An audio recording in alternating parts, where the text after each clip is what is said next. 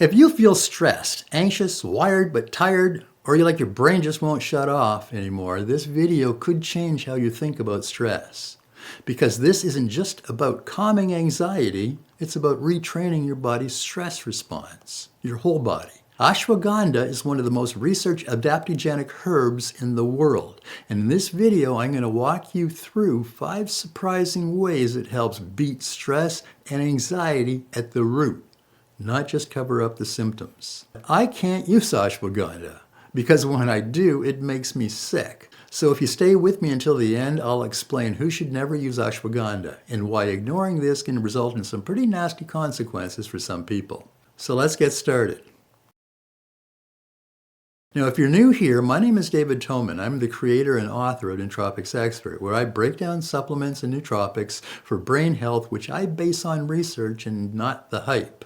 If that sounds useful, make sure you subscribe, because what we're about to get into goes much deeper than a lot of supplement videos.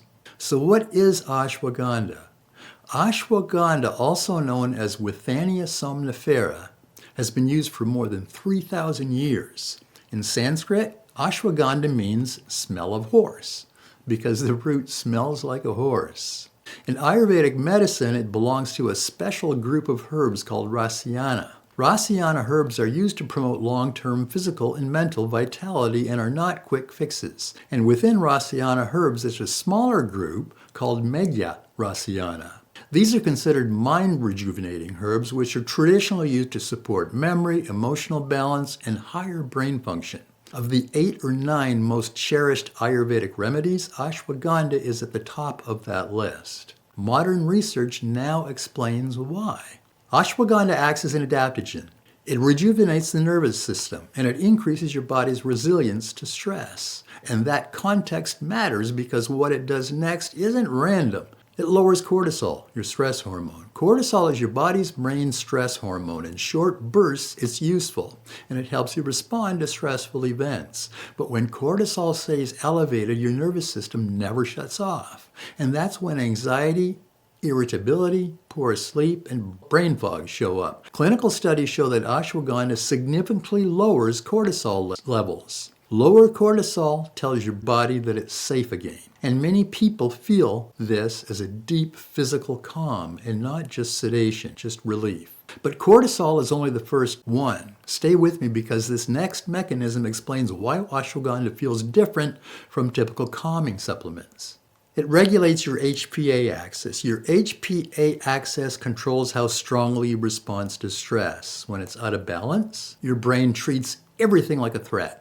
Ashwagandha helps normalize this system. You still respond to stress, but you stop overreacting. And this is why ashwagandha builds stress resilience over time, instead of just taking the edge off. And now we're ready for what most people likely never talk about. It enhances GABA signaling in your brain. Now this is a big deal, because ashwagandha has been shown to enhance GABA receptor activity. GABA is your brain's primary calming neurotransmitter. It slows excessive receptor firing, which is the exact kind that turns into anxiety, rumination, and that can't shut it off feeling.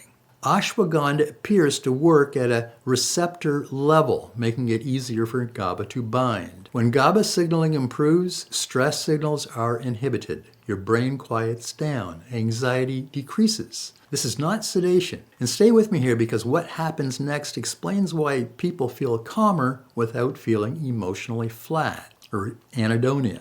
Ashwagandha helps regulate serotonin. Ashwagandha also helps regulate serotonin, which plays a major role in mood, emotional stability, and stress tolerance. Balanced serotonin reduces anxious rumination and emotional ups and downs. That's why many people say that ashwagandha makes them feel calmer without dulling their emotions. It supports emotional control and not emotional suppression.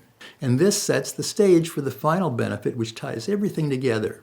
Ashwagandha improves sleep, mental clarity, and cognitive control. Now, sleep and stress go together. Ashwagandha improves sleep quality. Better sleep lowers cortisol the next day. Lower cortisol improves focus.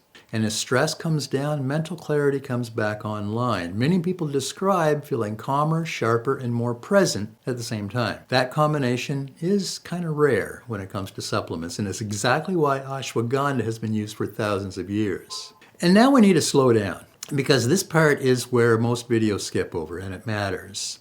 Ashwagandha side effects. Ashwagandha is not for everyone, and ignoring this can be dangerous. First, if you're hypothyroid, meaning that you have low thyroid function, ashwagandha may not be right for you. Ashwagandha can stimulate thyroid hormone activity. If your thyroid is already underactive or unstable, and it can mess with your meds if you're using thyroid meds. You should choose a different anti-anxiety supplement and not use ashwagandha. And second, do not use ashwagandha if you have kidney or liver disease. A study published in 2023, so it's relatively recent, found that people who with pre-existing liver disease who used ashwagandha for as little as 2 weeks to as long as 1.5 years developed liver injury. And in that study, 3 people progressed to liver failure and died. So this is serious. It does not mean that ashwagandha is unsafe for healthy people, but it does mean that this supplement is absolutely contraindicated if you have liver or kidney disease. No exceptions. Now, if you are hypothyroid and you still need help with anxiety, there is a safer alternative. That alternative is passion flower. I've already done a full video breakdown of how passion flower works for anxiety without stimulating your thyroid. If that applies to you, watch that video next. I'll link to it in the description below.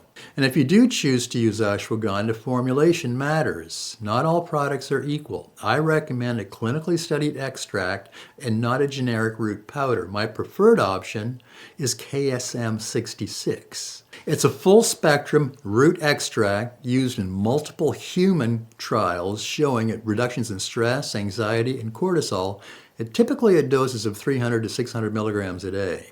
Now, the details are linked below if you'd like to try KSM-66. Now, before we wrap up, make sure you subscribe if you want evidence-based breakdowns of nootropics and brain health. And if you want deeper dives, behind-the-scenes research, and direct Q&A access, including help with your stack, then consider joining my YouTube membership. You'll find a join link below or right next to the subscribe button. And once again, I'm David Toman from Nootropics Expert. Let me know in the comments if you want follow-ups on dosing or timing or anxiety supplements for specific health conditions. And before you go, a quick reminder, if you're hypothyroid, or if ashwagandha just isn't right for you, I strongly recommend passion flower instead. It's one of the safest, most effective anxiety supplements that does not stimulate your thyroid. I've done a full breakdown on how passion flower works for anxiety. You'll see a link to that below this video in the notes section. And if you want deeper dives like this, behind-the-scenes research, and direct access to me for questions and my help with your nootropic stack, consider joining our YouTube membership. That's how you support this channel, and it helped making these videos. Thank you for watching.